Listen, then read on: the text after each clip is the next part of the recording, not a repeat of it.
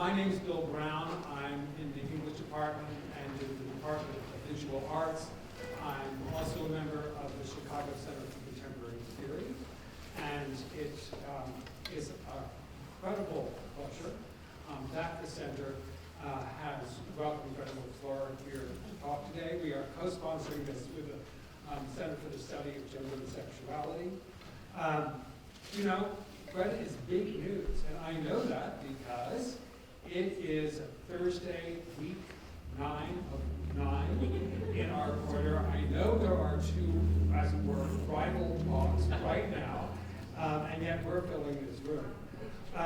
I'm going to ask Christy Schultz, professor in sociology, to introduce Greta. But before I do that, I want to let you know, if you don't already know, that Greta is also holding a workshop tomorrow, 12:30 to 2, and that is in Foster 107.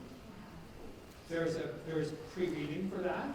You have to register for the workshop to get the essay. All of that is very easy to do, and you can do it through the 3CT website. And now I'll hand the mic over to Chris. Thank you so much. Hi everyone, I'm so excited to be here with you today and to welcome Professor Greta LaFleur. Professor LaFleur is an associate professor of American Studies and Women and Gender Studies at Yale. They received their PhD from the University of Pennsylvania and also hold a JD from the University of Connecticut. And their work has been supported by the Institute for Advanced Studies, the American Council of Learned Societies, the Valdi Center for Law and Social Policy, and the Institute for Cultural Inquiry in Berlin, just to name a few of the many places. I think that Professor LaFleur is producing some of the most interesting and really cutting-edge research at the intersections of sexuality studies, history of science, and trans studies. Their first monograph, The Natural History of Sexuality in Early America, came out with Johns Hopkins Press in 2018. And in this book, LaFleur traces how 18th century race science contributed to emerging sciences of sex in the colonial Atlantic world.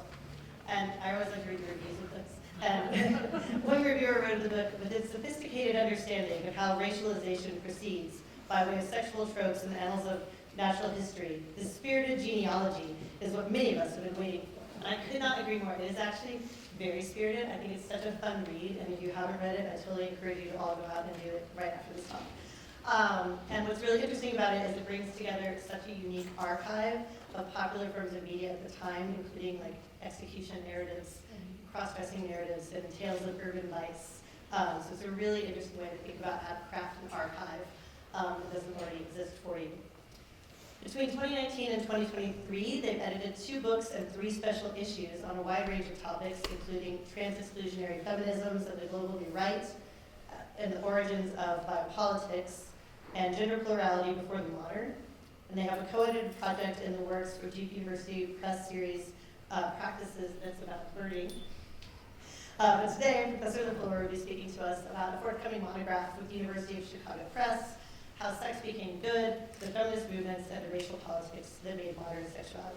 So please join me in welcoming Professor LaFleur.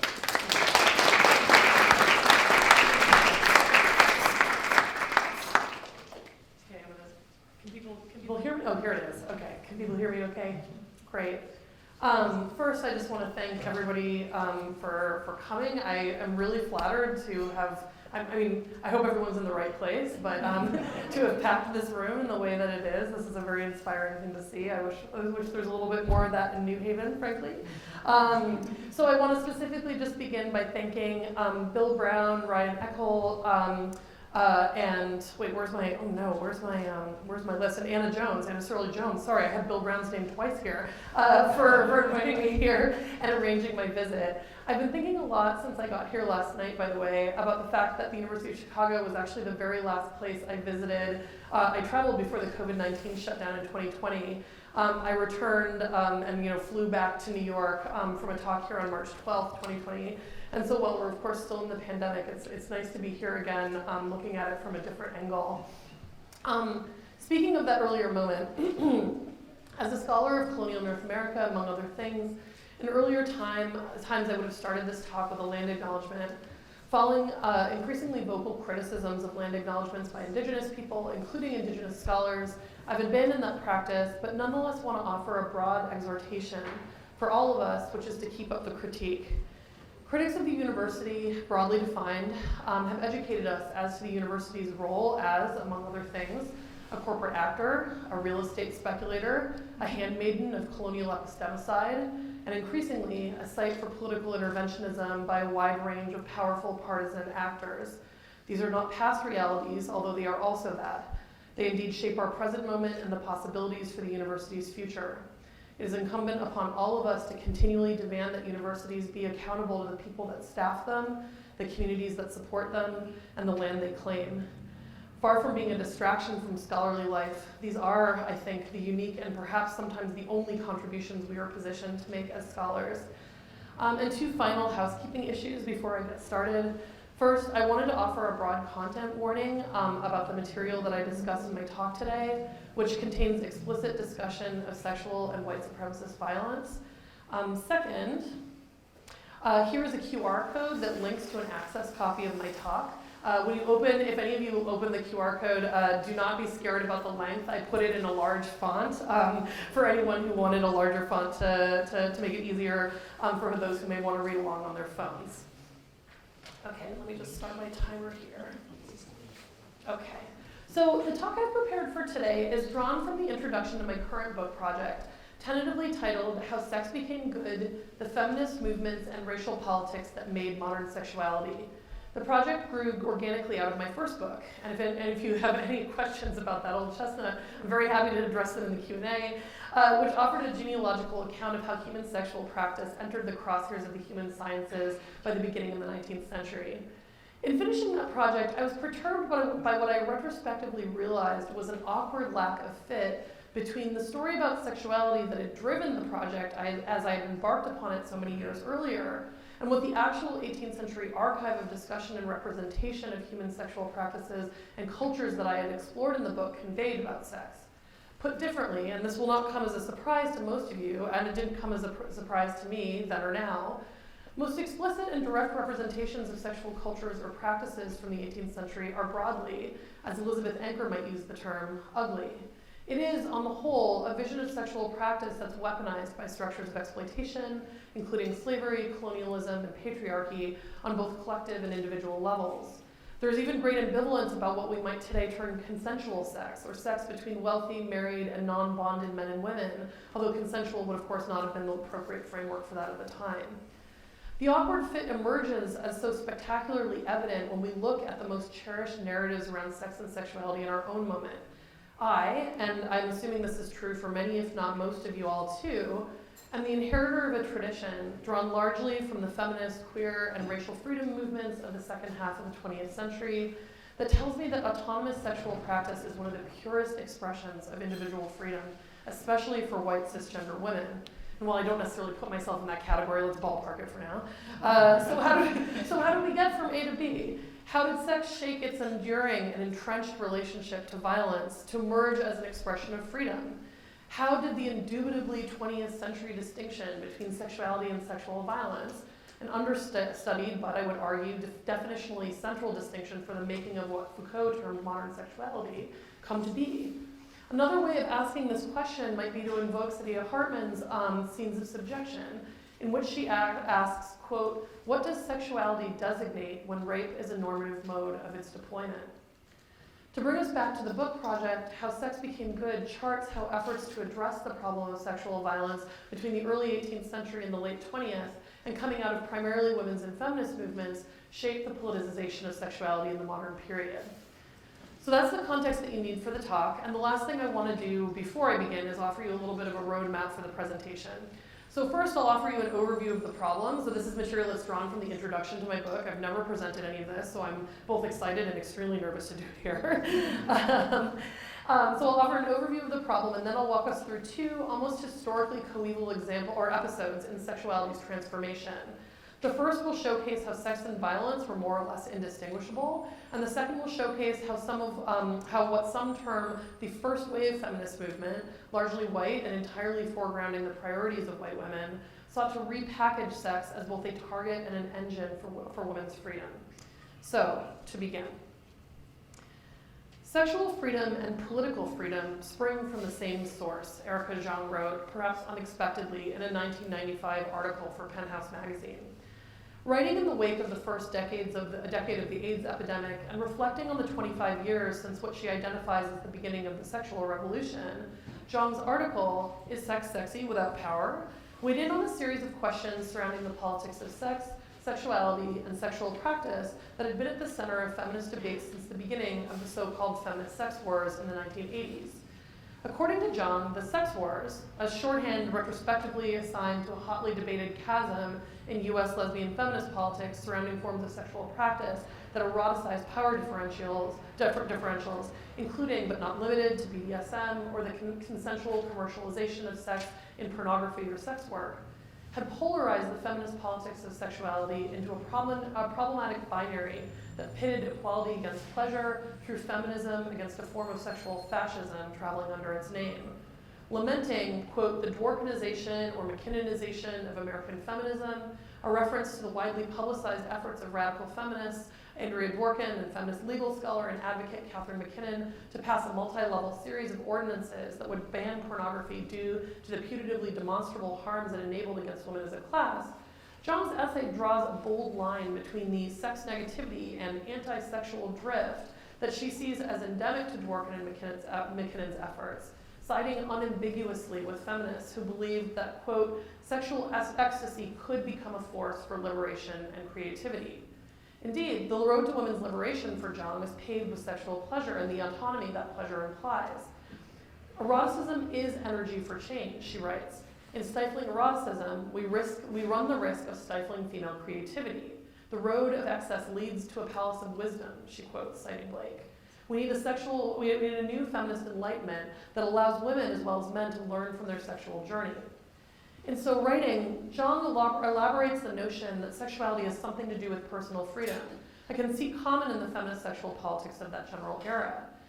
We might even think of it as an adaptation for a public-facing and pubic-facing, given that Zhang chose to publish her essay in Penthouse audience, that the organizing sentiment behind black lesbian feminist writer Audre Lorde's 1983 essay, Uses of the Erotic, even despite the fact that while alive, Lorde had levied exactly the kinds of critiques of sadomasochistic sexual practices that Zhang identifies as sex wars era sex-hating zealotry. Ultimately, Zhang's problem with feminist critiques of sexual practices that eroticize power is that these critiques refuse to honor what she and others believe to be the personal, political, and metaphysical promise of sex, that it could be individually and collectively, psychically and politically liberating for women. In other words, its ontologically optimistic character. That sex and sexuality had long been used as a tactic of oppressing and disciplining women was merely an unfortunate mistake, a perverse misuse, and historically distant bygone reality that threatened to overdetermine and thus occlude its important potential value for an imminent feminist future. The other problem with what Zhang terms, quote, the victim mentality of the anti-porn feminists, and what she perceives as their almost fetishistic attachment to the structural reality of women's sexual subjection, is that it insists on depicting women, quote, as disempowered asexual victims, raped everywhere, desirous nowhere. She continues, most women do not see themselves as hapless victims who are overpowered by evil brutes, Zhang eye rolls, shrugging off what she sees as the sex-negative feminist activism as, at best, a form of political paternalism, and at worst, a doctrinaire form of sexually conservative fundamentalism. Some women seem to be asking for guarantees not to be hurt by passion, she writes, which is a little like asking not to be hurt by life.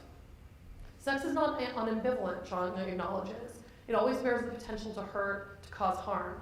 But the risks and the hurts of sexual participation that she invokes here appear in a highly individuated and implicitly liberal logic of the social contract. Colloquially, a pay your money, take your chances logic that delegates the responsibility for harm between two presumptively free, knowing and consenting parties, autonomously choosing to so engage. The potential harms of sexual practice, Zhang implies, are no longer structural, but merely individual, hurt feelings, not harmed subjectivities or constituencies. What remains structural is only sex's potential for women's political liberation. If Jung is ready to shrug off the previous 3 centuries of sex's historically enduring use value as a handy tool for social, structural, and political domination, however, other feminists of the thinkers of the 1980s and 1990s who waded into the sex wars debates were not so sure. In an interview with Susan Lee Starr, published in Against Sadomasochism, a 1982 anthology of lesbian feminist ethics on sexual politics, essay on sexual politics, Audre Lorde joined other so-called anti-pornography feminists in articulating a series of structural, one might even call them historical materialist, concerns about sadomasochism as a practice, rooted not in an individualized concern about harm or the risk of hurt feelings, but about the world-making effect of eroticizing subordination.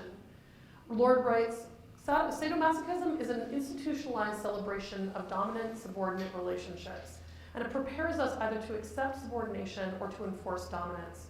Even in play, to affirm that the exertion of power over powerlessness is erotic, empowering, is to set the emotional and social stage for the continuation of that relationship, politically, socially, and economically. Sadomasochism feeds the belief that domination is inevitable and legitimately enjoyable, end quote. Lorde refuses the notion that this response derives from any puritanical revulsion towards sex on her part. Instead, she specifies that feminism itself instructs her that because the personal is political, putatively private realms of human experience are necessarily shaped by the broader racial and gendered world order. I do not believe that sexuality is separate from living, she writes. As a minority woman, I know dominance and subordination are not bedroom issues. In the same way that rape is not about sex, SM is not about sex, but about how we use power. If it were only about personal sexual exchange or private taste, why would it be presented as a political issue? In addressing the political problem of gendered for Jung and gendered and racial for Lorde, hierarchy and domination, these feminist writers ultimately share more ideological territory than they do not. They both cite a belief that sex, sexuality, and sexual practice, sexual ethics, we might call this tranche of formations, has the potential to shape the material conditions of the world for women, men, and feminists more broadly. For each of them, the particularities of individual sexual practice bear an important relationship to collective social and political realities for the project of crafting a feminist future, a project that they each explicitly identify as being shaped by a feminist past. Lorde's indication of the feminist past in this particular essay is more gestural. Her self-identification as, quote, a minority woman is here presented as a historically informed position that provides the foundation of our understanding that, quote, dominance and subordination are not bedroom issues. In this, we hear an invocation of the longue-durée weaponization of sexual power and domination against women of color and Black women in particular. Jung explicitly locates herself as the vanguard of a genealogy of what she terms sex-positive feminisms, writing, quote, in the early years of the century, first-wave feminism was blessed with women like Margaret Sanger, Emma Goldman, Rebecca West, and Edna St. Vincent Millay, for whom sexual freedom for women was the litmus test of true liberation and also its means of celebration. In the late 60s and early 70s, second-wave feminism followed this sex-positive tradition. The works of Germaine Greer, Angela Carter, Faye Weldon, Edna O'Brien, Anne Sexton, Margaret Atwood, and indeed my own books, celebrate sexual fantasy and linked it with the freedom to embrace one's own creativity, end quote. The racial politics of these parallel statements are hard to ignore. Against the backdrop of Jung's all-white cast of transhistorical feminist sex radicals, Lorde's concerns about the possible consequences of the eroticization of domination voice a different, quieter, unromantic, but no less true, perspective on the same history. Indeed, her reticence points backwards towards a less utopian vision of sexuality, bringing a steely-eyed realism to this question about sexual ethics that starts not with what sex could or might have been, but what it actually was and is. Is sexual practice a crucible for women's political freedom? Or is it more reliably a time-tested technology deployed in support of a wide range of forms of structural domination? Ideologies that bell hooks described using the compound noun imperialist, white supremacist, capitalist patriarchy. Is sex best imagined as a tool for liberation or a tactic for domination? This is not a new problem for feminism, nor is it a new problem for women of any experience, men of any experience, trans, non-binary, or gender non-conforming people of any experience, or children of any age, gender, or race. The constitutively ambivalent nature of sex and sexual practice enables sex to be both, and at the same time, John's and Lord's versions thereof. A tool and a weapon, a promise and a threat, a formation that has been central to the liberation of some women and to the structural exploitation of others. As assiduously as feminist theorists, Lord among them, of the 1970s and 1980s tried to insist on the sharp dividing line between sex and violence or sex and power. So think of Susan Brown-Miller's famous line that one can still find parroted in campus affirmative consent workshops, that rape is not about sex, it's about power. That distinction is not only untenable, it is pure speciousness. Indeed, it's not quite right to say that the problem of sex and sexuality, its constitutively politically protean character, has haunted women's and feminist movements in North America since their inception. For processes by which communities have sought to reckon with the problem of sexual violence, in fact, predate women's and feminist movements on this continent. One might go so far as to ask whether it is not that women's and feminist movements have remade sexuality into the incontrovertible political good at the heart of John's 1995 encomium, but whether sexual violence itself was not one of the most important factors behind the development of women's and feminist movements in the first place. So my project, the book, How Sex Became Good, asks how collectively driven efforts to address the problem of sexual violence, emerging from women's and feminist movements between the early 18th century and the end of the 20th, shaped the politicization of sexuality in the modern period. Put differently, this project asks how sexuality was able to shed its association, a connection that was not incidental but in fact definitional, with violence. Neither did I arrive at this set of questions incidentally. As a historian of sexuality trained as a colonial Americanist whose early work focused entirely on the long 18th century in North America, the vast majority, truly nearly every example I can think of explicit representations of sexual practice and sexual cultures in the archives with which I've worked is, colloquially and by the standards of our own time, bad. Coercive, unwilled, unbidden, interactions that seem to be, to 21st century eyes, something much closer to violence than to sex. This observation or statement should land as entirely banal to anyone with any familiarity whatsoever with the time and place, a social and political landscape meaningfully shaped by centuries-old vagaries of colonial violence, settler colonial expansion, enforced labor, and hardening racial hierarchies. In Anglophone 18th century North American communities, as scholars such as Sharon Block have so ably illuminated, even sexual contact between propertied white people in the context of marriage did and could accommodate a large degree of what we would today term force or coercion. Behaviors that today are unequivocally understood to constitute sexual violence were entirely enshrined in the law as forms of consensual sex. Again, given that laws criminalizing rape in the context of marriage, so a married woman in most states could not bring a criminal complaint for rape against her husband until the late 1970s, given that these laws were not ratified in any state in the Union prior to 1974, nothing in these observations should be surprising or even particularly noteworthy.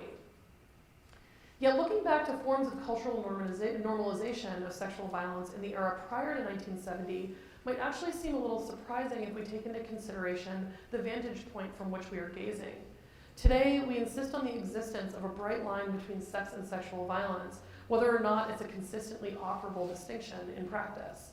In 2017, the Me Too movement, a vast intergenerational reckoning with the realities of sexual harassment and coercion that traveled under the umbrella of a phrase originally coined by Black educator and community organizer Tarana Burke, rocked communities across the globe, with employees, and primarily women, cisgender women, redefining quotidian offensive behaviors as abuse.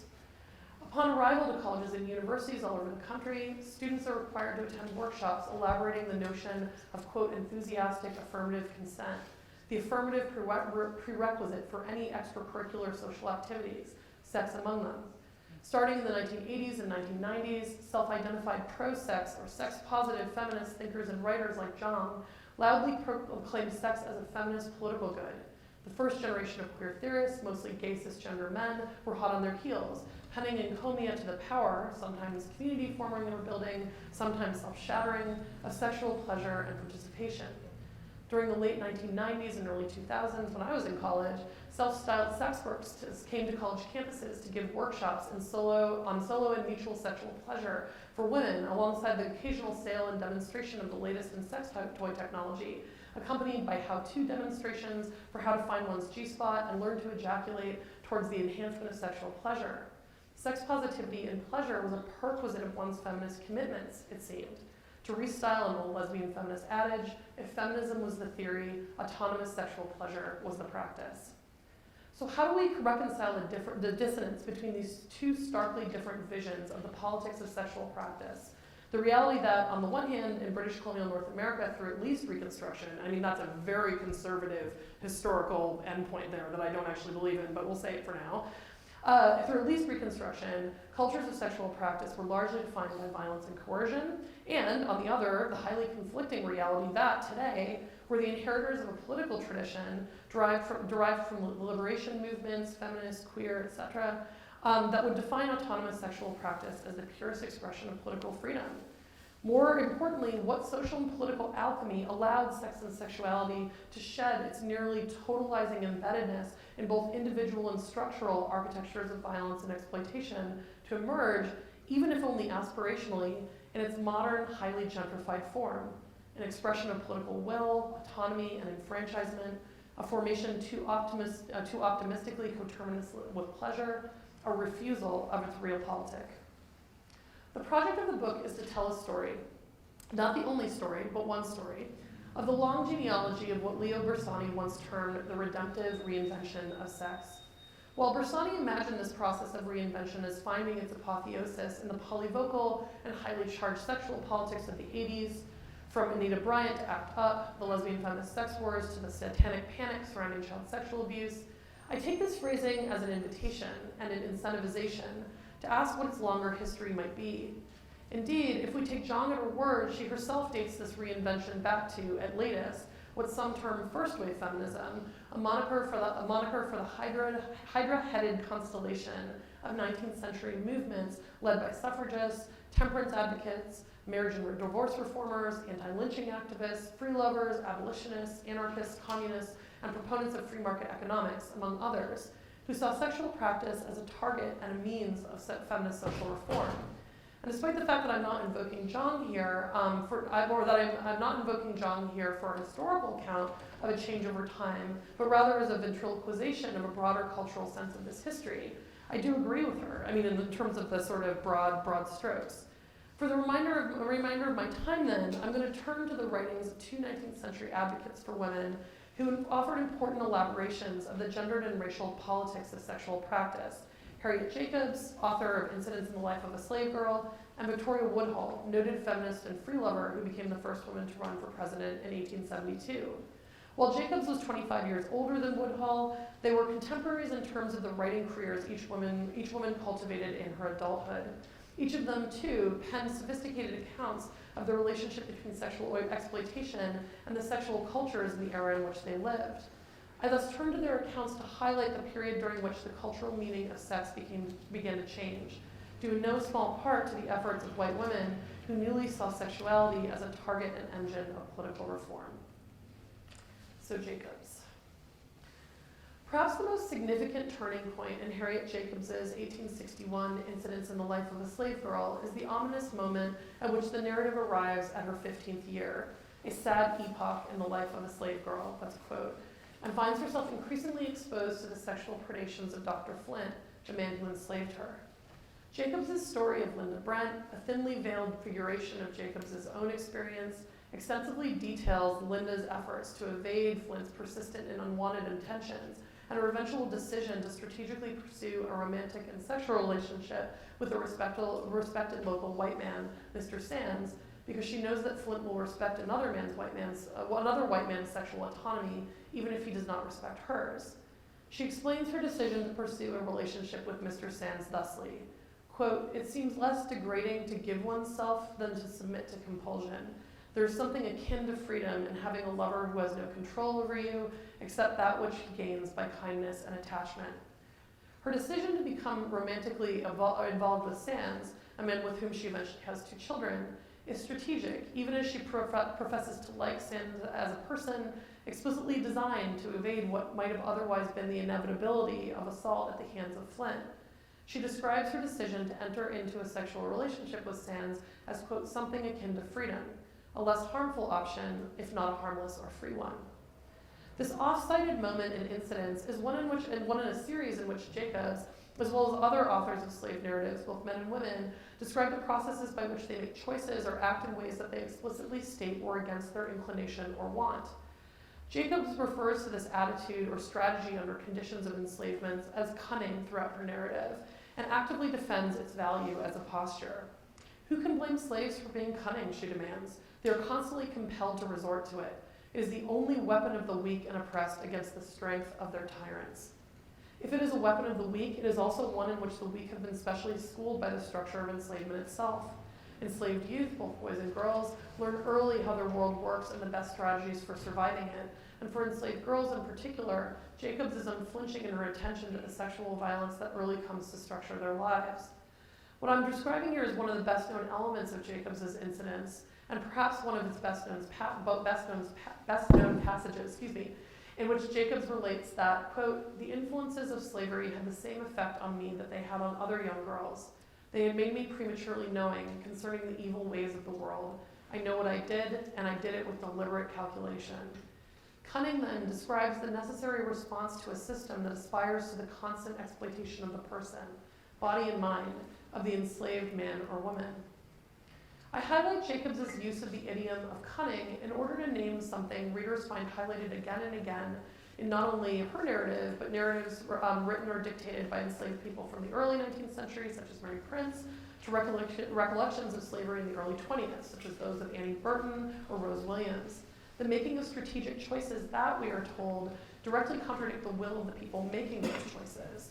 Evidence of enslaved people's strategic, if not always beneficially so, relationship to their own disempowerment pervades slave narratives, from long meditations on power differentials to statements as simple as Jacobs' assertion that, quote, "I did my work faithfully, though not, of course, with a willing mind." While this is a much discussed feature of slavery, or indeed any regimen that seeks total control or domination of those subject to it, I invoke this tropology here in order to argue that it helps us understand what I argue in the book is Jacobs' theory of sexuality under slavery, which surrounds its use value as a technology for white supremacist violence. Furthermore, these articulations of cunning, or descriptions of what Jacobs called the deliberate calculation that making any sexual or romantic choice required, pose significant challenges to any narrative about sexual consent, will, or refusal, either within or without, during or after the conditions of enslavement. Jacobs, in fact, states this explicitly as she invokes the language of incommensurability in her defense of her decision to become involved with Mr. Sands. "Pity me and pardon me, O virtuous reader. You never knew what it was to be a slave, to be entirely unprotected by law or custom, to have the laws reduce you to the condition of a chattel, entirely subject to the will of another. You never exhausted your ingenuity in avoiding the snares and eluding the power of a hated tyrant. You never shuddered at the sound of his footsteps or trembled within hearing of his voice.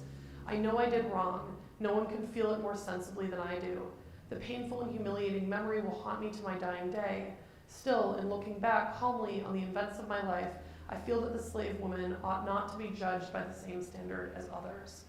She further specifically demands that her readers enact the same kind of comparison between what kinds of virtues are available to them as ostensibly white women and the practice of virtue available to her. Jacobs reminds her readers, those, quote, "happy women whose purity has been sheltered from childhood, who have been free to choose the subjects of their affection, whose homes are protected by law, that, quote, if slavery had been abolished, I also could have married the man of my choice. I could have had a home shielded by the laws, but all my prospects had been blighted by slavery." As Janica Lewis argues, while there's been some significant and sustained attention to the sexual exploitation of enslaved women, scholars have dedicated markedly less effort to studying the, quote, navigation and negotiation that these women practiced in order to survive or claim small forms of control over their lives and families. Paying attention to these practices of navigation and negotiation tell a story about the eventual emergence of the consent paradigm in 19th century American sexual politics that troubles, to say the least, its subsumption into narratives in which consent is coterminous with sexual autonomy or agency. Jacobs minces no words about what possibilities exist for maintaining one's sexual autonomy under slavery. Quote, "resistance is hopeless," she states flatly, due to the fact that, quote, "the corruption produced by slavery is all-pervading." Living under conditions of enslavement thus becomes a series of deliberate calculations, strategies to minimize harm that nonetheless acknowledge that harm is inevitable. Testimony to these deliberate calculations pervade her narrative. Quote, "one morning as Flint passed through the hall," she recollects, with something akin to resignation, He contrived to thrust a note into my hand. I thought I had better read it and spare myself the vexation of having him read it to me. This simple, incisive statement describing a split-second interaction describes the experience of cultivating a strategic relationship to one's own vulnerability in conditions of near total disempowerment. Jacobs, faced with the choice of either reading Flint's note, all the while knowing it was filled with what she says is foul images, or being subjected to him reading it to her, chooses the former, not because she wants to read it or because reading the note is a good option, but because it is a better option than the other. This is the frame through which Jacobs' perhaps most famous or oft-cited statement, and the anecdote with which I began this section, should be considered. Her self-deprecating explanation of the reasoning behind her decision to become romantically involved with Mr. Sands. Again, it seems less degrading to give oneself than to submit to compulsion. There is something akin to freedom in having a lover who has no control over you, except that which he gains by kindness and attachment. There may be sophistry in all this, but the condition of a slave confuses all principles of morality and in fact renders the practice of them impossible. Sophistry here may be analogous to cunning, although slightly different in terms of its etymology, allows Jacobs to secure what she describes as something akin to freedom by deploying her relationship with Sands to stave off the sexual predations of Flint. This is, of course, not entirely voluntary, a relationship born of a nonchalant and disinterested care for Sands. It is not love, either, for Jacobs describes, quote, the ardor of a girl's first love, a feeling she first experiences in a relationship with her free black childhood friend very differently. When she discloses her relationship with Sands to Flint, he becomes furious and, quote, grabbed her arm as if he would have broken it, demanding, do you love him? Jacobs' Linda Brent responds, I am thankful that I do not despise him. As Valerie Smith argues, Jacobs repeatedly escapes the persecution and predation to which she is subject by strategically choosing the less harmful of two harmful options.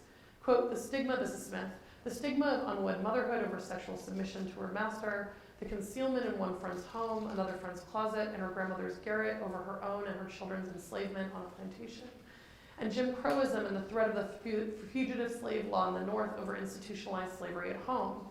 What we learn from Jacobs, to say nothing of Douglas, Elizabeth Keckley, Mary Prince, Sojourner Truth, and Annie Burton, is that sexuality under slavery, to say nothing of terms like choice, consent, will, or agency, may name only the least harmful of two harmful choices.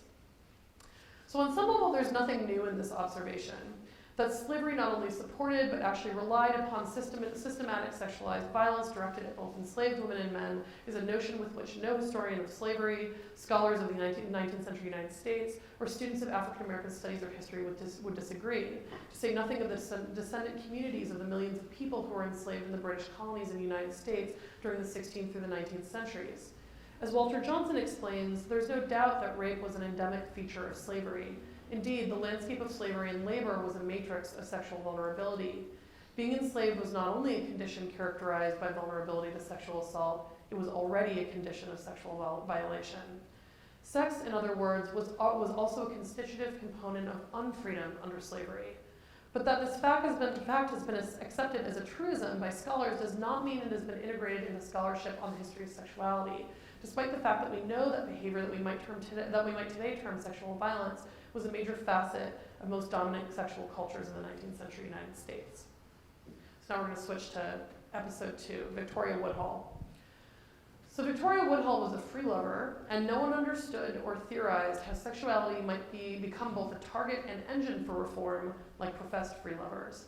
To speak of free love in the 19th century is to gesture to a broad, hazily defined set of principles first endorsed by anarchists and utopian socialists that had inspired the likes of Josiah Warren and John Humphrey Noyes to found experimental communities such as Modern Times or Memnonia around the middle of the 19th century.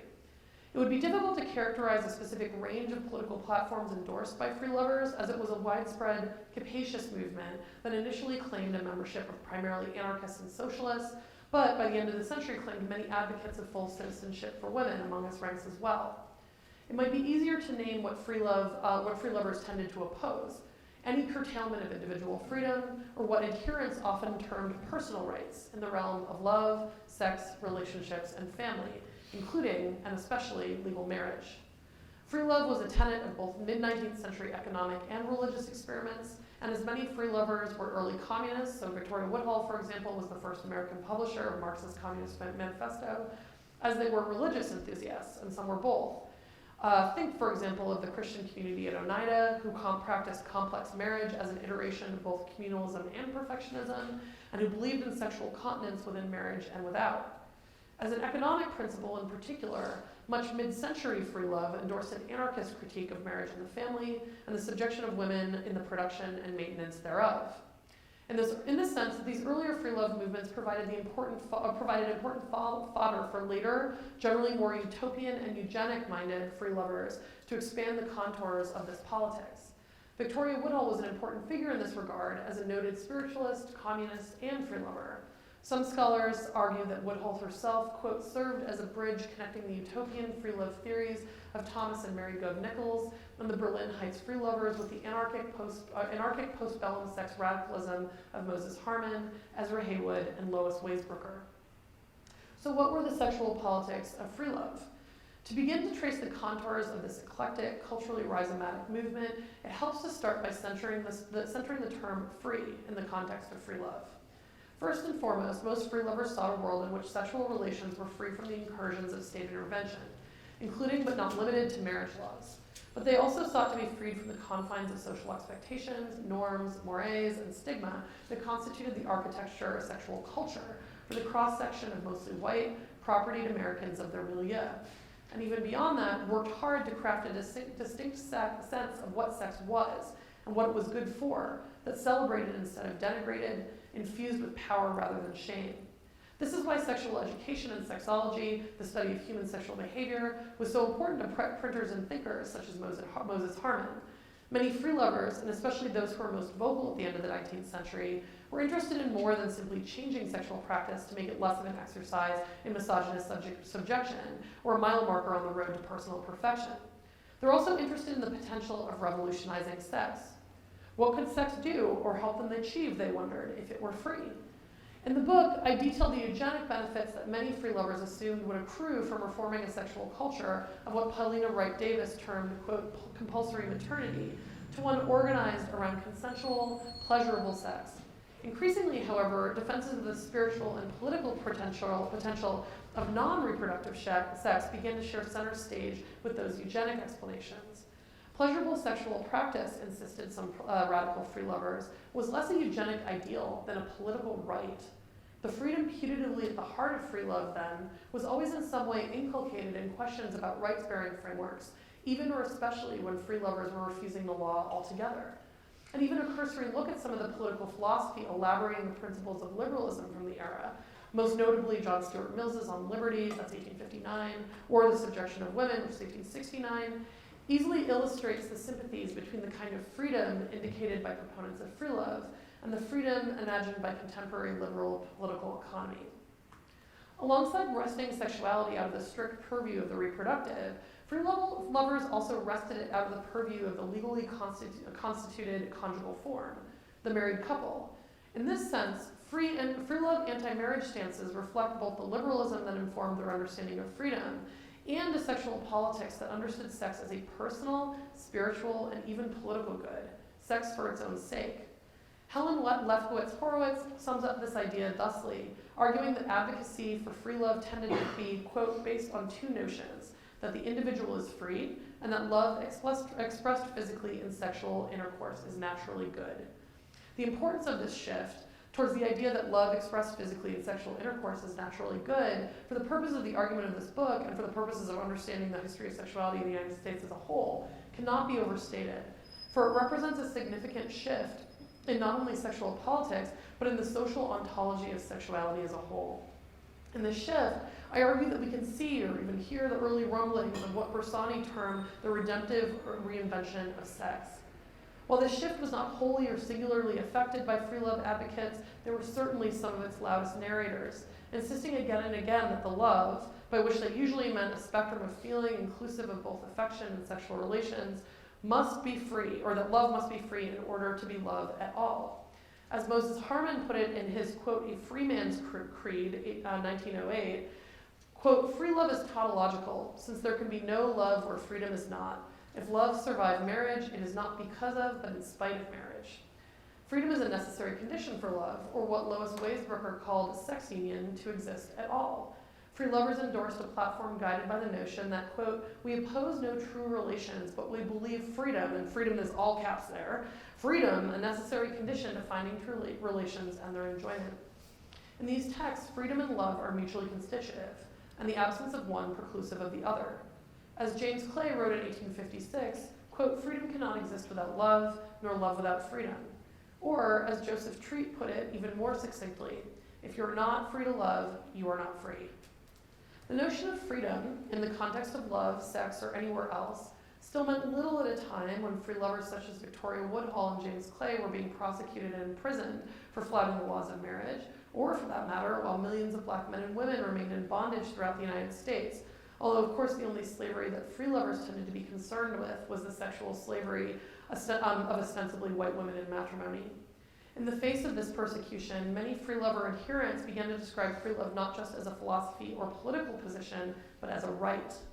Indeed, as the century wore on, free love thinkers increasingly leaned on the language of individual rights or personal rights, also a set of enfranchisements that were key preoccupations of liberalism, as a means of defending themselves against charges of obscenity, bigamy, or other free love-related offenses. While this might seem hypocritical, coming from a group of people who regularly refused to acknowledge the authority of the state and its laws, it also served to more firmly bind the freedom of free love to the freedom invoked by legal rights. As Joseph Treat put it in 1857, this is the case then. Freedom is good and love is holy, and both are rights. Let those have them who want them. This was not merely a merely philosophical defense of freedom or love, but rather a specific demand put by a citizen to the state. The ability to pursue and engage in non-marital or extramarital sex as manifestations of free love politics is simultaneously voiced as a political challenge to a hegemonic legal system and claimed as a right due to a citizen.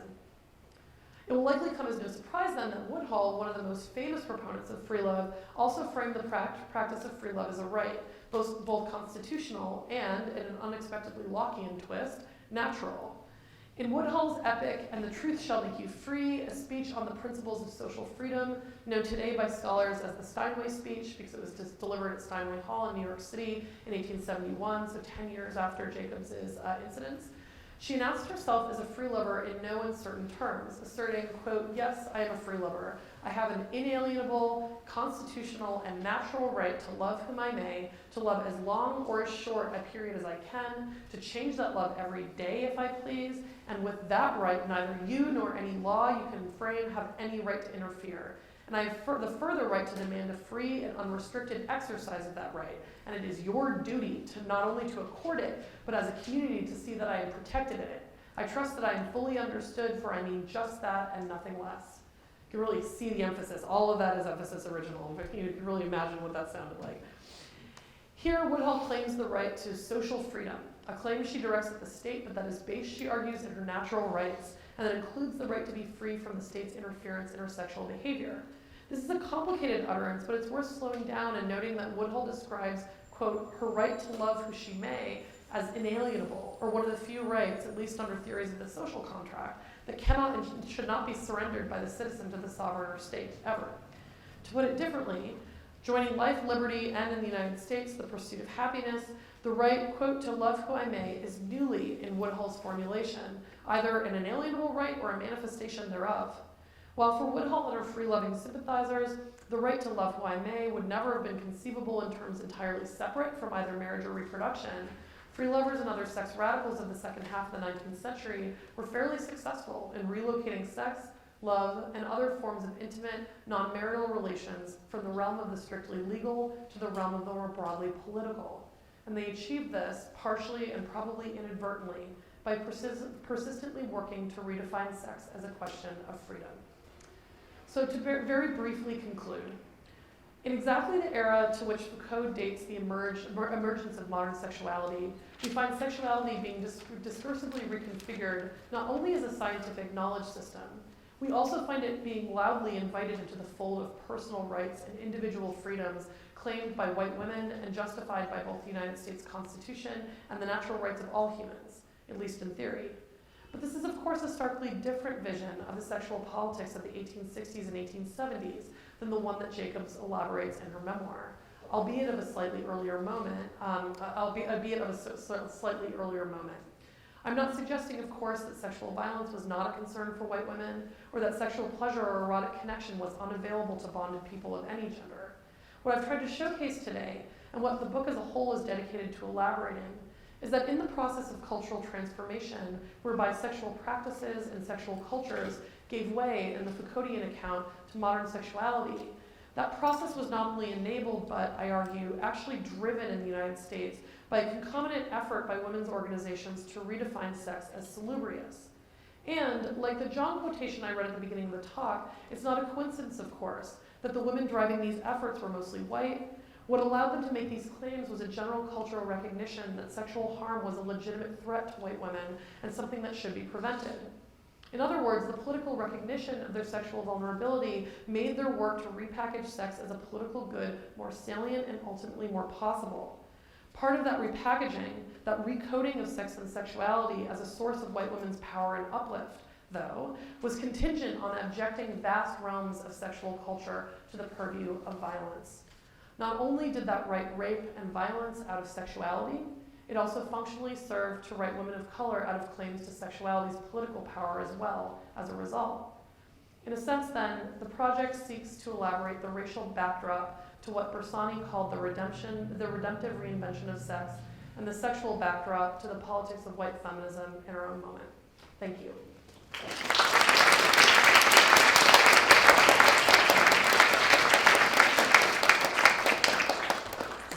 So we're going to have a Q&A.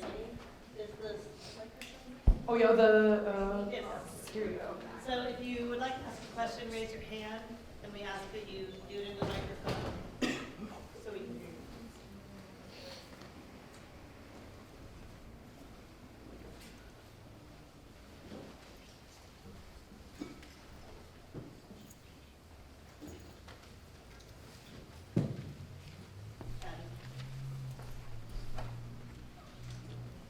Hello, thank you for this. Hi. I guess I have a question about the larger role of Bersani in the project. Yes. 'Cause I appreciate bringing up his work because I feel like people don't always talk about the historical moment in which he's writing in his Yes, response yes. to people like McKinnon and Dworkin. So the question is just like, what is the larger role of Bersani in the project? That's like, it's like you can kind of do whatever with that. But I guess my sort of motivation for that is Bersani, I think, is trying to initiate, and I think succeed somewhat, in a lineage of people who are trying to read sex psychoanalytically and therefore kind of transhistorically as good because it's bad, to put it really, really lay. And he kind of, I think one of the problems he has with McKinnon and Dworkin is he sees them, probably wrongly, as like trying to clean up sexuality from what is constitutively negative about it. And he tries to kind of reclaim that negativity in a way that creates a different kind of like social relationship for sex, especially for like queer people. But Bersani's really interested in thinking about, because he's such a psychoanalyst, like in thinking about sex without history. Yes, like, yes. It's always this because it is psychoanalytically that. And so many of his followers feel that same way. So I guess for me, it's like interesting to hear a project that's so interested in the historical arc of how we think about sex, working with Bersani, who would write like, you know, Assyrians and like in ancient times next to McKinnon. Yeah, absolutely. Call that Absolutely. just like sex. Yes. So that's really the motivation of the question.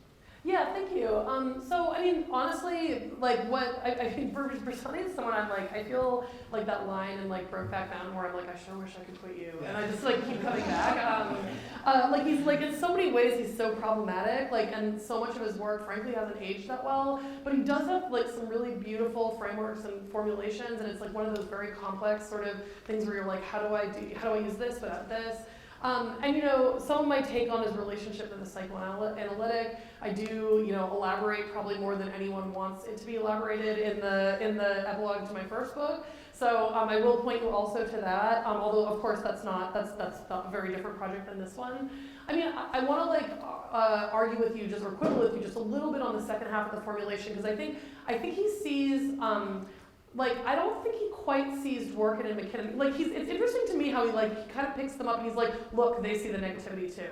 And I have a whole chapter on Dworkin and McKinnon and sort of that sort of vein of sex wars era thought, which I kind of argue in the project is this sort of,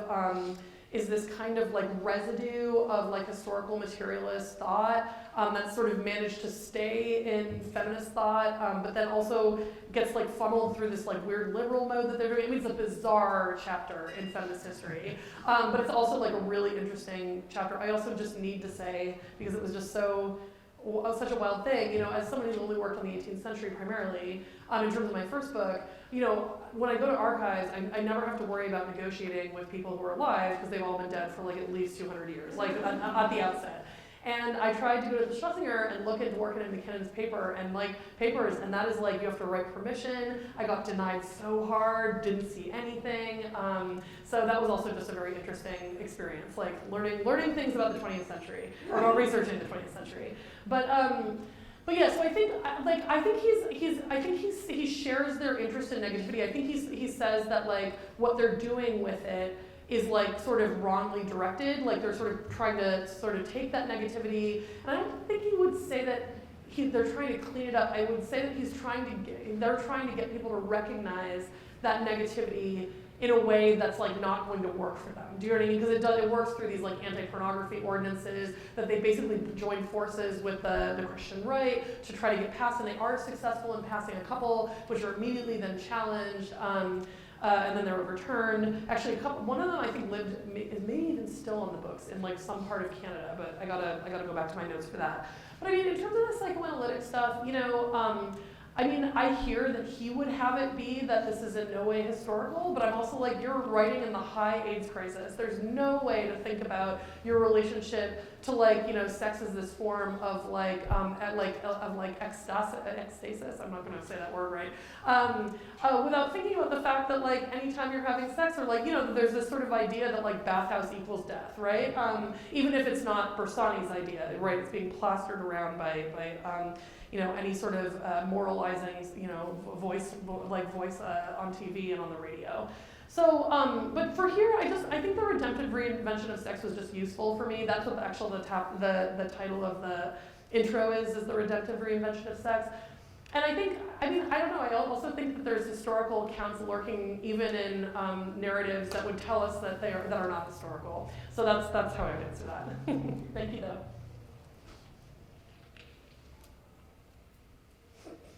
Thank you for handling the questions, by the way. I always feel a lot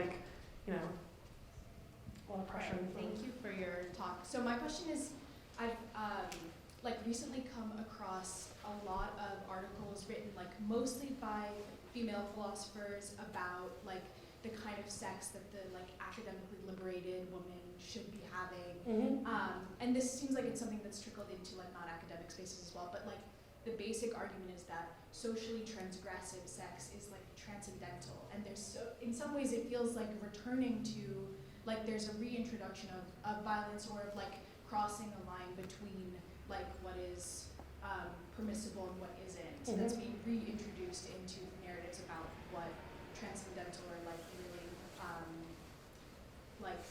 charged or politically charged or just liberatory sex could look like. And I wonder whether you have any thoughts about where that comes from. How did we get there? That's an interesting question. So just so I'm making sure I hear what you're asking right, that there's something in the sort of flouting of boundaries that actually sort of edges towards something that looks kind of affectively like violence. Is that the Yeah, or I'm not necessarily sure that I know exactly what is going on, but there's this idea that or an interest in engaging in these transgressive, possibly disgusting, there's this abject forms of sex or bodies that are like now reintroduced, or maybe, I don't know, like that are being taken up in ways that are framed as transcendental, and I don't know exactly where that It's interesting because I think you could tell a really neat feminist historical, and if you can't tell from the sort of talk I just gave, I'm very interested in this project in sort of like histories of feminist thought, especially lined up alongside or against in some cases, sort of queer theoretical accounts of sex and sexuality, and also just sort of histories of sexuality more generally. Why give yourself an easy problem for a book if you could give yourself a really hard one that'll then take 10 years to write? So there's a really easy feminist story you could tell about this, which is that you could kind of do what Zhang does and say there's the way that sex and sexuality for women, and of course when Zhang was talking about this, she's talking about cis women, right? And she's probably also mostly talking about women of a certain class and racial background, that sex and sexuality for women has been so sort of constrained by particular notions of what's okay and what's not, that you have there's in order to sort of achieve that next level feminist consciousness, you have to do that boundary breaking work, and it is if you think about even CR stuff, using a hand mirror to look at your cervix, even some of that, people talk about the shame and the embarrassment, there's a way you could line that up with Bersani, and with Bersani's sort of negativity. But I do think there's a more complicated story, and I'm not exactly sure how to answer it on the fly. I think I'm gonna have to sort of sit and think with that question. I think there's also, weirdly, the thing that really came to mind is I was at a workshop the other day on the sexual and gender politics of authoritarian Europe, and it was sponsored through our History of Sexualities initiative. And one of the things that we were kind of talking about was the polyvocality or cacophonousness of anti-gender and gender ideology critiques that you see from that sort of section of the right. And one of the things I said, which I've been sort of thinking about a long time, is I'm the sort of the way that you see the sort of it almost these critiques, they land as these super mean-spirited, flouting political and sort of expressive norms. They're mean, right? People are saying really mean things at each other, and I'm that. I feel to me that's a particular form of conservative sexual politics having their sort of sexual revolution. It's the flouting of norms that does that work. And in order to flout the norms, you need the violence. You know what I mean? I'm not sure if that's really all that relevant here, but that is what I'm thinking about. But I do think I do think this is an important question. And the last thing I'll just say is that the aesthetics, or I don't know if I want to call this aesthetic or affective, but there is something about for a group of people, again, I'm thinking about Zhang, and I'm thinking about other kind of broadly white feminist practices. For a group of people for whom, sexuality is never safe for really anyone, right? But for a group of people who have sort of claimed some of its sort of safest corners, I think there's also something it makes sense that the idea of liberation would get kind of welded to the breaking of norms or something like that in order to sort of achieve that transcendence. But thank you for that question. I'm going to sit with it. Kelly? I guess I have kind of a follow-up question, and is regarding how are you thinking or rethinking about violence in a context where because sex has such a violent past, how it's being kind of reappropriated to a certain point within sexual activities. And this makes me think of a book like Pleasure Beyond Consent, of how we can repurposing violence in a way that is kind of empowering and talks to autonomy and to pleasures. So Yeah, I'm very, sorry, I'm going to be a little picky about, I'm going to quibble with your question too a little bit also. like the idea that sex has a violent past, it also has a violent present. You know what I mean? I think there is this real entrenched commitment to like imagining this kind of like Whiggish progress narrative, and that's the thing that I'm kind of interested in right now. Like I briefly gestured to it in the beginning, in the opening sort of remarks. But I just read Elizabeth Anger's Ugly Freedoms, and I feel like that's a book that kind of answers some of your questions, except it's not specifically talking about sex, it's talking about freedom. And there, just to like sort of gloss, like a quick gloss of the idea, she's kind of talking about like what we might think of as the hagiography of freedom, like the idea that freedom is necessarily good, right, and it's necessarily optimistic. I'm definitely in a moment where I'm like, why do we think all these things are good? Why do we think sex is good? And I think there's also, there's ways, it's not that I'm arriving to that moment, I think we all are in that moment and we encounter it in all these different ways. Like I think about like heteropessimism, or what some people call heteropessimism, for example. All you need to know about heteropessimism, I mean, you can take the deep dive if you want, but like if you don't need the deep dive, like watch a Judd Apatow movie, like all of those are about heteropessimism. This is 40, The Hangover 2, The Hangover, is there a third one? I'm assuming, I haven't seen it, but I'm assuming it's also about heteropessimism.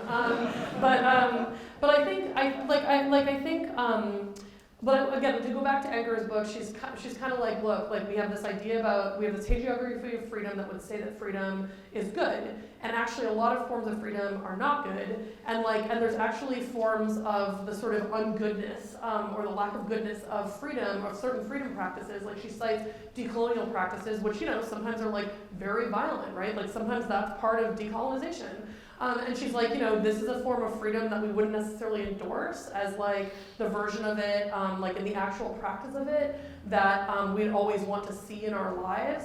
But like it does have this sort of like ambivalent element to it that we have to kind of just like sit with, you know what I mean? And then she also looks to like sort of, I think, I'm trying to remember what the actual word is, but like low forms of freedom, like low, small, forms of freedom that are kind of like not ambitious, I guess. Maybe disappointing is actually the word she uses. And I also, so I want to say some of those things. Like, I'm not trying to rehabilitate sex. I'm actually trying to I'm trying to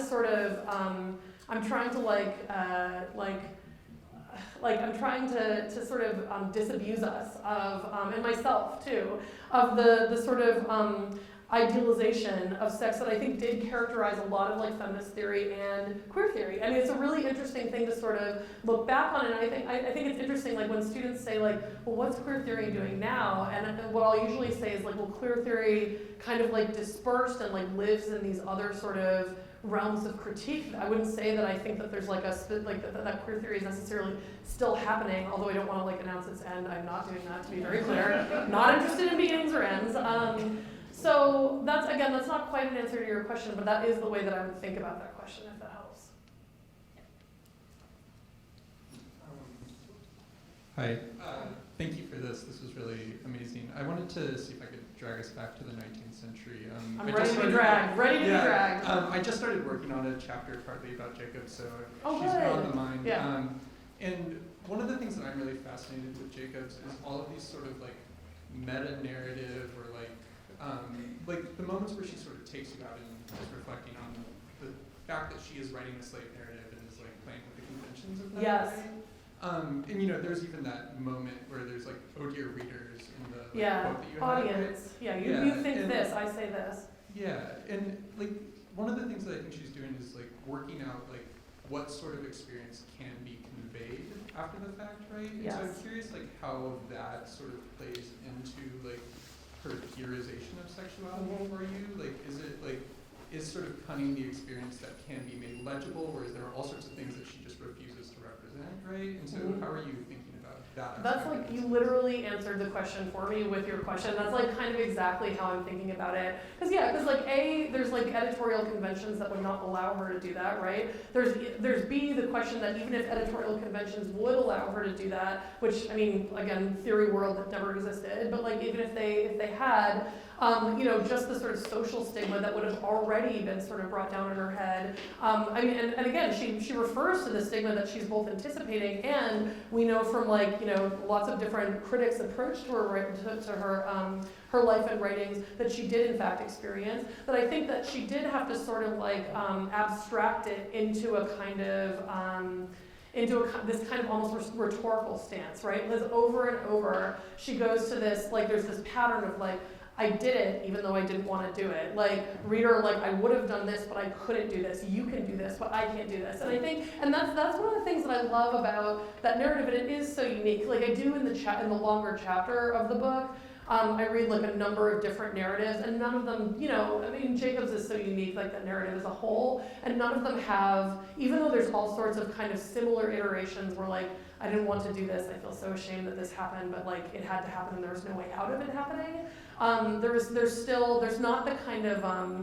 not that kind of representative play that Jacobs uses, and that's one of the reasons that I love it. The only person who comes a little bit close is Frederick Douglass, actually, interestingly. And he's not actually talking about sexual violence. There's this moment where he talks about the experience, why, he's kind of also speaking to an imagined reader, where he's like, people ask me, why have I heard from so many people that people who are enslaved say that they're happy being enslaved? And he's like, why would you ever think that an enslaved person could tell the truth? And he has, but he really has this sort of story about where he's like, if you tell the truth, you're gonna get reported, the dangers that face you for doing this. You can never criticize slavery. He basically is kind of theorizing what it's like to live under an authoritative regime. And he also, and I think, I'm trying to remember whether he uses the word cunning as well. He definitely uses it in other places, but he kind of also he sort of presents it in some of the same way that Jacobs does, and those are the two sort of centerpieces of that chapter. And I just think it's I just feel like it's a really useful, in the absence of, it's not a time in general where you have explicit representations by anyone other than the people who are perpetrating the violence of sexual violence, but there's a way that those narratives together, I think, give us a framework for thinking about it. But thank you, because that's a great question. So, hi, really great talk. Thanks. I was actually thinking about Amia Srinivasan's The Right to Have Sex. Yes, yes. And, there's a concept from McKinnon that she borrows, fuckability, or the degree to which someone can confer social status onto somebody else as a result of, in her case, caste status. So yes. Dalit women not doing that, or black women within the United yes. States context. She mentions this term, rapeability, which paradoxically says that black women, Dalit women can't be raped, which means that they're especially the targets of sexual violence. So with that sort of background, I wanted to ask, in your surveil of the archives, what was the stance of many of these white women free lovers on what made it so their freedom was what it was, and not the case for black women? That black women simply didn't have the power to do claim making, or that they could never be subjected to sexual violence in the first place. And if you got a solid answer to that, what might be the implications for sex? Yes, is that the end of your question? Thank you, that's a great, so I actually just just started reading The Right to Sex. I've only read the intro, so I've been really I've been sort of sitting with it and kind of struggling with the ideas in my head, so thank you for bringing that up. Sorry to spoil it. What do you say? Sorry to spoil it. Yeah, not spoiling. That's exactly the dynamic that I'm interested in, right? And compounded by the fact that all of these free lovers are referring to marriage as sexual slavery. The rhetoric of slavery is everywhere. It happens before the formal abolition of slavery, and they're still doing it after slavery is sort of formally abolished, in all the places, or putatively formally abolished in all the places where it was happening. So some of it, I think, if you think, and what you said is exactly right. If you wanted, in most places, if you were if you were a woman of color, so black women, but also brown women, even in some places immigrant women, or immigrant women whose sort of background was kind of associated with a form of racialization, or that had that kind of the patina of invulnerability, or a patina of kind of licentiousness. Yeah, like licentiousness, thank you, that's exactly what I mean. Like in terms of the way that the racialization of them happened, you couldn't bring claims in court, like you just no, like you're not doing it. And of course, like very few people were bringing claims in court. Actually, this was the moment also, just as a kind of interesting detail, when tort law started to become available to white women, and it was an interesting moment because and this is kind of part of the chapter too. Sort of these more like propertied white women sort of had this moment where they could kind of ally. They could ally with a sort of increasing class, or like an increasingly growing class of propertied black women around who were sort of advocating for a kind of respectability politics. Like that's that high moment. Like my colleague Crystal Feimster works on some of this stuff. They could ally with black women who were kind of on the same class level as they were, or increasingly on the same class level, or they could ally with white women who were working class, and they chose the white women. And that's why we had these early tort remedies for sexual assault. So not under the criminal law, but under the civil law, is because like white women fought for that, right? Even in this moment where you have like everything from like anti-lynching campaigns, respectability campaigns, where black women are really calling, and age of consent reform campaigns, where you have black women really like bringing to the fore the problem of their own sexual vulnerability, and like trying to, I mean, they're not trying to make a claim around it, a political claim around it in the way that white women were, but they are sort of inserting it or sort of making it a platform of these other types of politics, again, especially age of consent reform and anti-lynching politics, which are these major campaigns at the same time. And it just like, they sort of bring it and bring it and bring it, even in places like the Christian Women's Temperance Union, where you do have a little bit more interracial organizing between white and black women, and white women are just not picking it up, you know what I mean? And which is not a surprise, but it is a sad part of the story. And so I think there's a way that like white women, and this is the thing that's so interesting to me, and to be honest, the project kind of started as the Me Too movement was sort of rolling out in Hollywood, but it also started after I read the first essay of Hilton Als's White Girls, which is called Truce to Peak, and which like so much of that essay is about the sort of like complex set of like social potentials and dangers in the sort of like political relationships between white women and black men. And I just like couldn't stop thinking about it.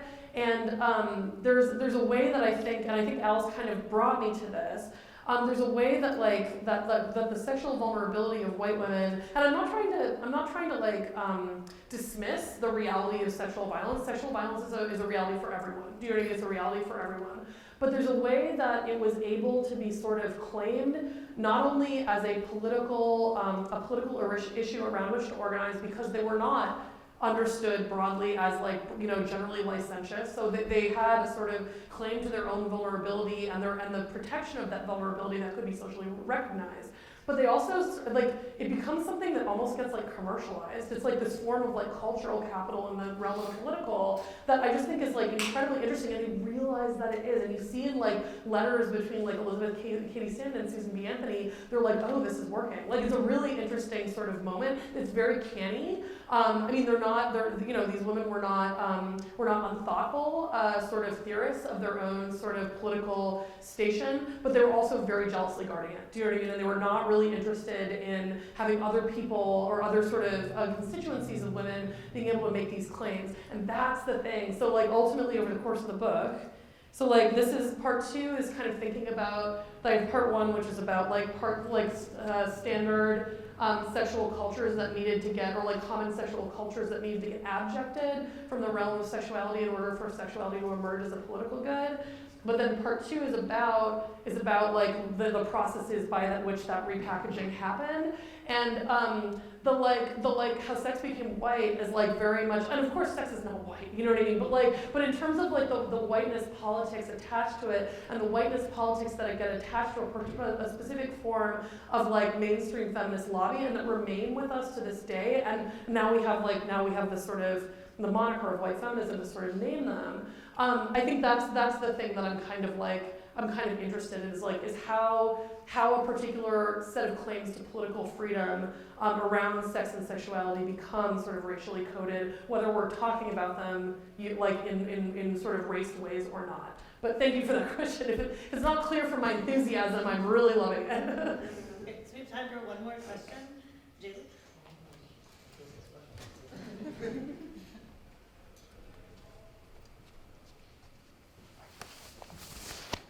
Hi. Hi. Hi. So my question was kind of in a similar vein. I was thinking even particularly about just the term slave girl and the use of slave as the adjective rather than the noun. And you also made a point to mention multiple times like violence against people of all genders in an enslaved context. And I was thinking particularly about that in comparison to the free love movement and how kind of once they achieve this like love with whoever they desire, they kind of circumvent they're like moving it out of the legal and taking away this like very powerful observant force that is asserting control where that's not something that's as available to enslaved populations where there even consensual sex between persons who are enslaved kind of has material benefits towards like people who claim to own them. So yeah, I think my question was maybe less of a question than just a curiosity into like where inside the book you kind of explore different different variations of gender in enslaved context and how that's related to this question of whether or not sex is good or how it becomes good. Yeah, I'm glad you asked. So my first chapter is about enslaved men. It's actually not just about enslaved men, although most of the sort of cases I'm looking at are people who are enslaved, if that makes sense. So that chapter is about like basically like both state and non-state, and we're talking about the colonial state because this is the earliest chapter in the book. It's the early 18th century, and mostly in New England. And the reason I mention that is that you already have in some New England colonies the gradual manumission schemes that will mean that by the end of the century, some of the people I'm talking about are no longer enslaved and had never been enslaved. You know what I mean? But the association between blackness and slavery still lingered. So like it was not even lingered. It was such a tight bind that one of the things that I'm interested in that chapter, alongside trying to wrest us out of a one-to-one understanding of sexual violence as purely interpersonal. Like I'm really trying to think about sexual violence, the history of sexual violence as a form of state action, perpetrated against individuals. But you also see the way that that even non-enslaved people, but who are black, but who are also being prosecuted for particular types of crimes, whether or not they actually are convicted of them, are actually still getting the same sentences, or even the same sentences are being proposed when they're not convicted that would apply to enslaved people. Sorry about that. In earlier decades, and I think again because so much of the sort of writing, especially in feminist theoretical context, around sexual violence has really ignored men. It felt really important to sort of start the book with men. I mean, in a way, I'm really ripping a page out of RBG's book on that front. I don't know if all of her early legislation, all of her early cases were about gender oppression against men. That's the joke. But it's not funny. Yeah. But so that's one of the places. I'm not as interested in what we would today term consensual relationships, even as they do show up throughout the book, of course. In part because consent is a useless paradigm. Do you know what I mean? Especially if we're talking about enslaved people. I mean, this is how Tara Hunter ended up writing her entire book, Bound in Wedlock, about the problem of marriage for enslaved people. Because if you weren't understood to have this sort of legal or political beingness necessary to sort of enter into a contract, what's consent, right? It's not a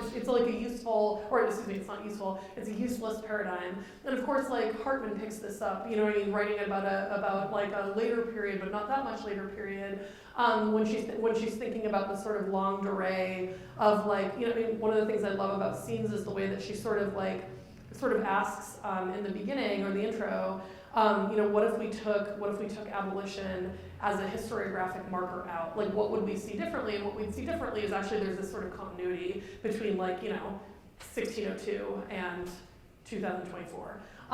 So yeah, but I do address some of this stuff, and I thank you for that question because I think it's really important. And at the end of the book, I think about trans people and trans women in particular, because the way that trans exclusionary radical feminists, and this is something I'm increasingly kind of working on in a more present day mode in some of my other work, The way that trans-exclusionary radical feminism weaponizes the rhetoric of sexual vulnerability to insist on, or to sort of create a cleavage between legitimate forms of womanhood read as cis womanhood and illegitimate forms of womanhood read as trans womanhood, is a really important part of this rhetoric that I think we cannot and should not ignore, and I think it really changes, or needs to change the way that we talk about sexual violence today. So, thank you for your question. Thank you.